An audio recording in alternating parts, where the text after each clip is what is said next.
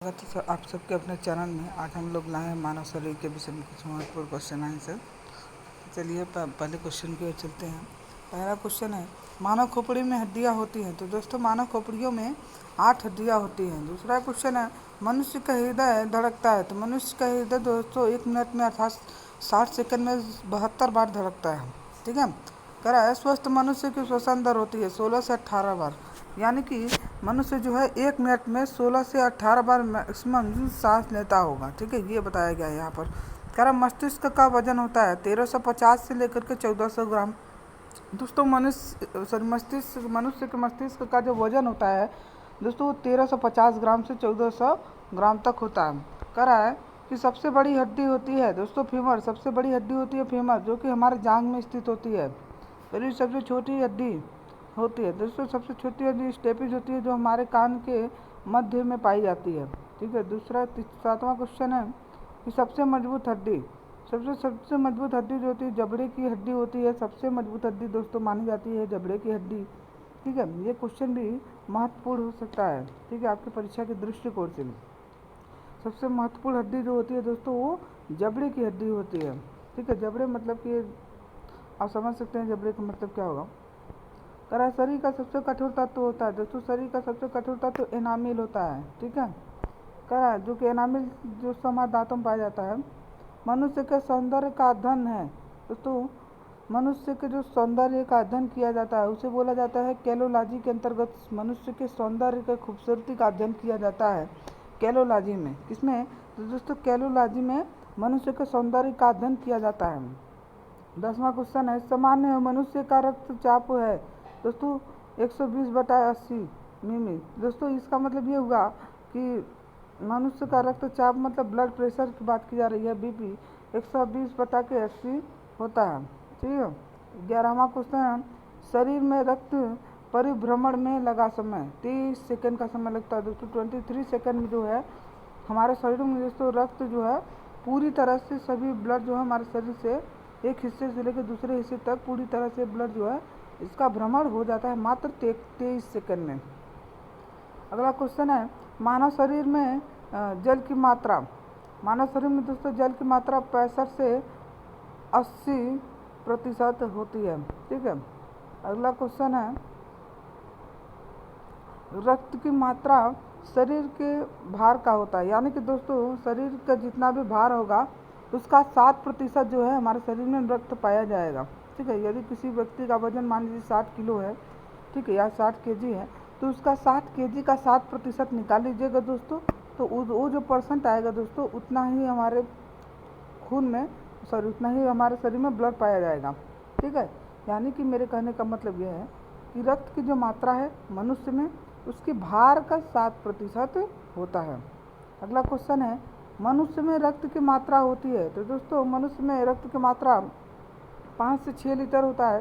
ये जो है कहीं कहीं दिया जाता है कि मनुष्य में जो पुरुष होते हैं उसमें 5.5 लीटर पाया जाता है, 5.5 लीटर।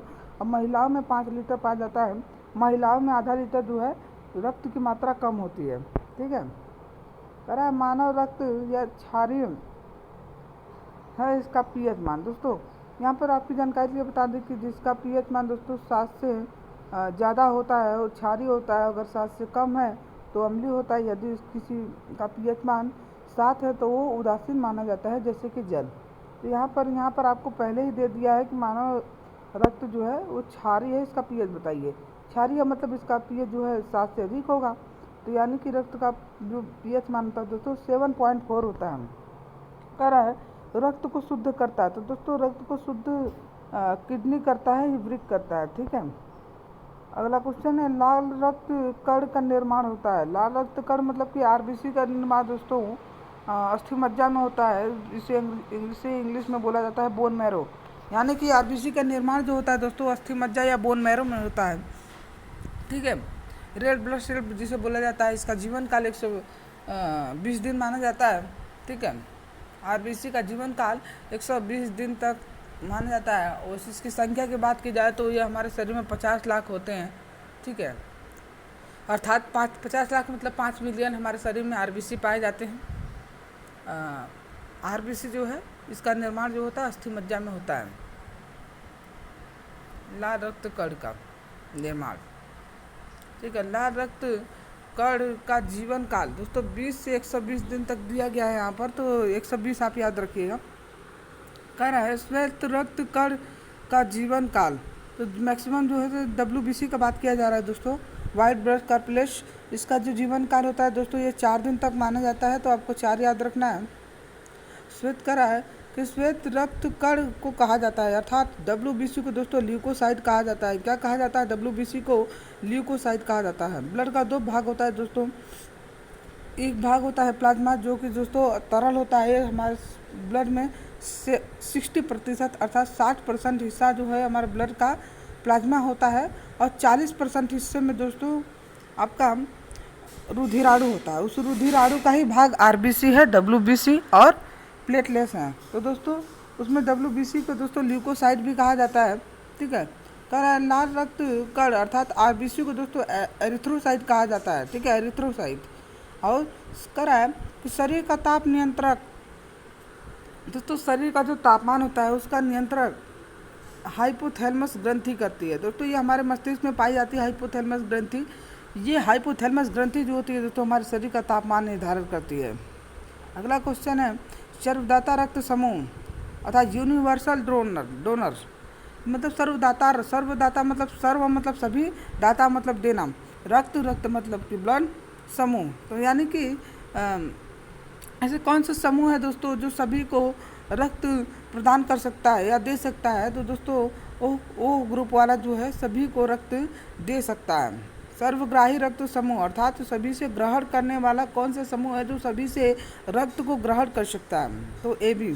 ठीक है, अगर आपका ब्लड ग्रुप AB है तो आप सभी से ब्लड को, सभी चाहे जो व्यक्ति हो आप सबसे जो है ब्लड ले सकते हैं।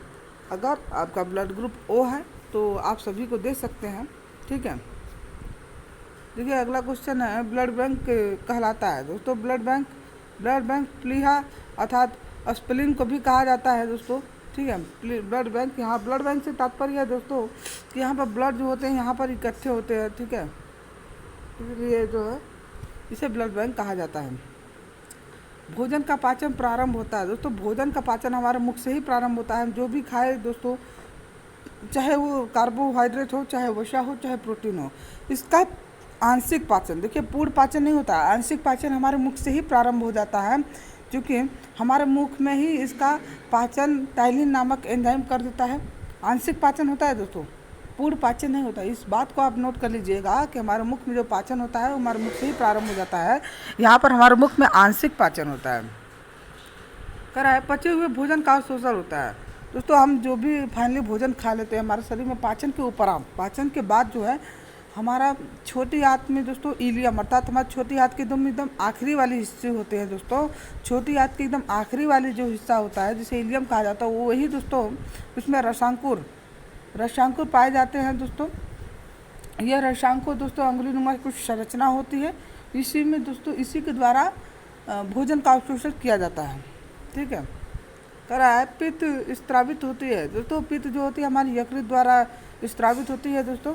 ठीक है, याद रख लीजिएगा पित्त जो है ये हमारे यकृत ग्रंथि से जो है इसका स्त्रावण होता है पित्त का। हमारे शरीर में उपस्थित सबसे बड़ी ग्रंथि यकृत ग्रंथि होती है।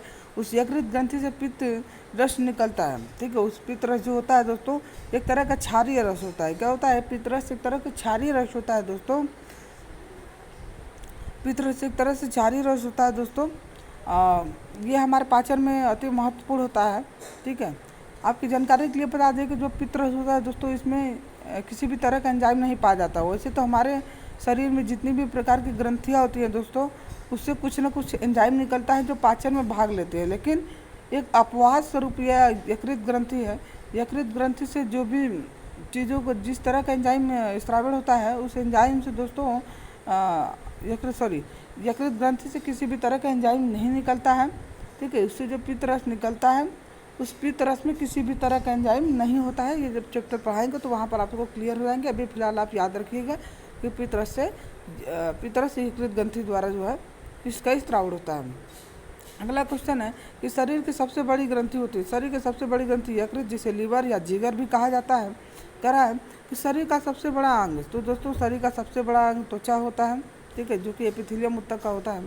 करा है सबसे छोटी ग्रंथि जो हमारे शरीर में पाई जाने वाली सबसे छोटी ग्रंथि जो है दोस्तों, उसे मास्टर ग्रंथि भी कहा जाता है, उसे पिट्यूटरी ग्रंथि बोलते हैं दोस्तों। क्या बोलते हैं? पिट्यूटरी ग्लैंड बोला जाता है, जो कि दोस्तों ये हमारे सभी प्रकार की ग्रंथियों पर नियंत्रण रखता है। कौन? पिट्यूटरी ग्रंथि, या इसे मास्टर ग्रंथि भी कहा जाता है। अगला क्वेश्चन है दोस्तों कि रक्तचाप मापने का यंत्र है, तो दोस्तों सिपगैनोमीटर के द्वारा इसको मापा जाता है, सिपगैनोमीटर के द्वारा।